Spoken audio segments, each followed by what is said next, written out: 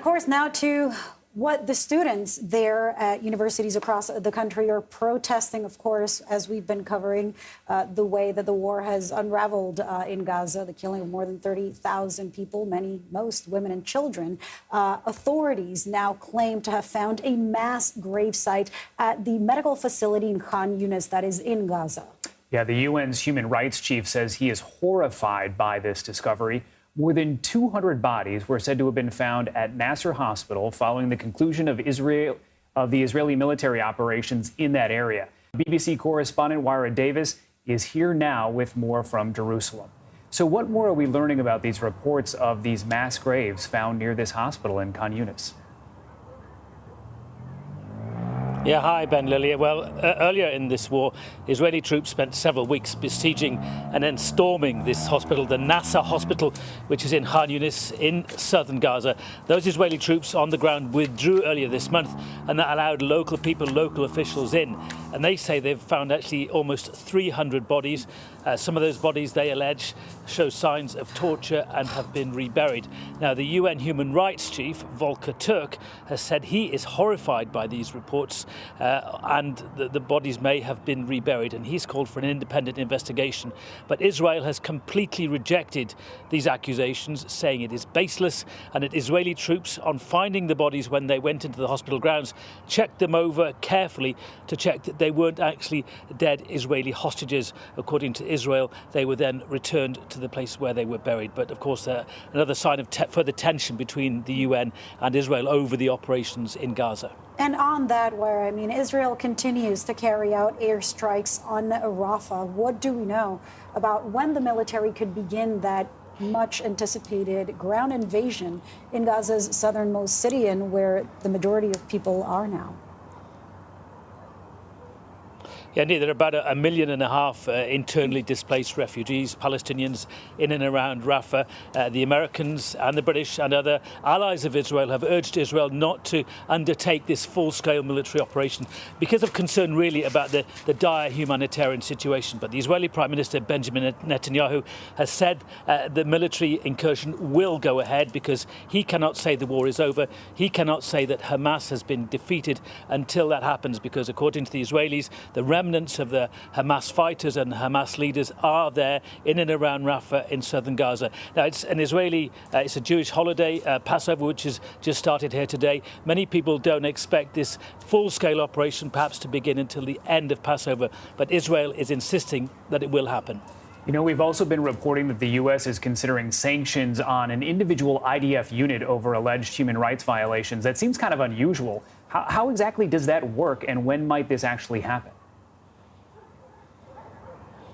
Yeah, it's unusual because this, I think, refers to things that happened a couple of years ago. But again, it demonstrates, I think, some of the tensions between Washington and the Israelis. This is an ultra-religious battalion in the Israeli Defense Forces called Netzeh Yehuda, and they're alleged to have carried out human rights abuses against detainees in the occupied Palestinian West Bank, including against an American Palestinian, Omar Assad, an 80-year-old who died 2 years ago. And we understand from the State Department that they are considering certain sanctions against this battalion. That would mean withdrawal of funding and perhaps training facilities. And again, this has been rejected by Mr. Netanyahu, who has said he would do everything in his power to prevent it from happening. Wyra Davis from BBC News, thank you so much for making the time. As you see former President Trump leave court right now, Sandra.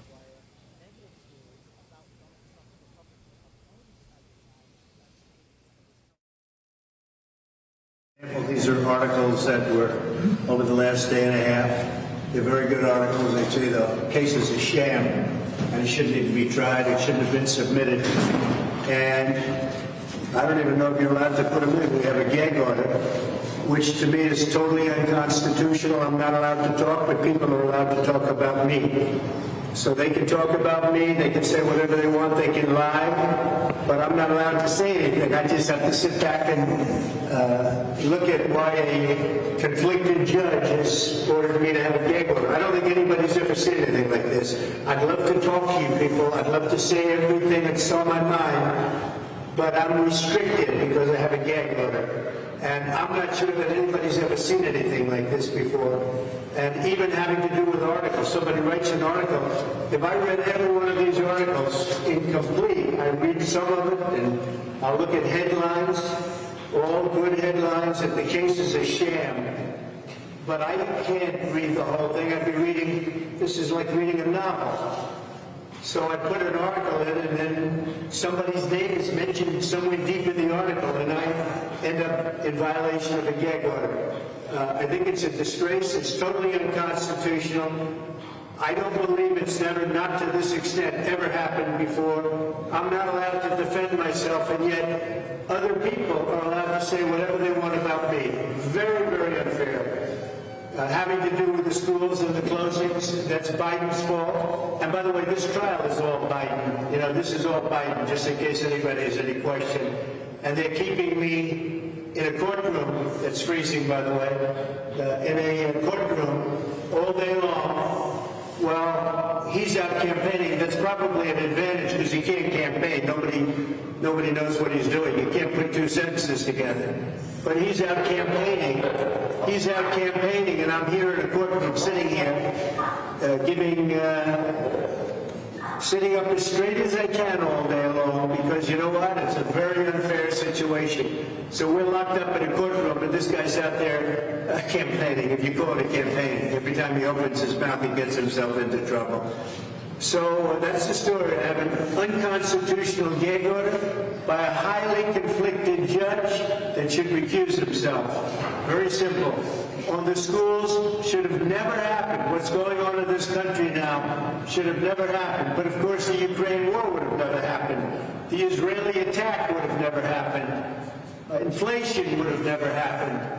We have the worst president in the history of our country, and he's the one that has us in all these different lawsuits. Thank you very much. I'm Steve Ducey. I'm Brian Kilmeade. And I'm Ainsley Earhart. And click here to subscribe to the Fox News YouTube page to catch our hottest interviews and most compelling analysis.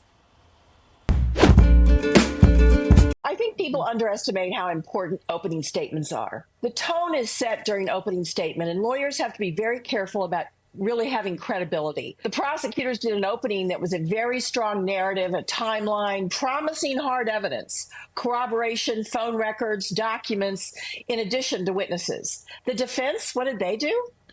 They said Donald Trump is a family man? Seriously? The jury is going, well, wait a minute. I think he traded out wives like he changed his shirts. He committed adultery all through his life. And these are New York juries. They've seen the press for decades about the fact that he's not a family man. A smart defense attorney who had a normal client would have stood up and said, hey, you know, he's made some mistakes. But this is... Pro-Palestinian protests continue on college campuses across the country today. Dozens of students and teachers were arrested during demonstrations on campuses overnight. Now, this is the situation unfolding on college campuses across the country as thousands of students protest Israel's ongoing operations in Gaza.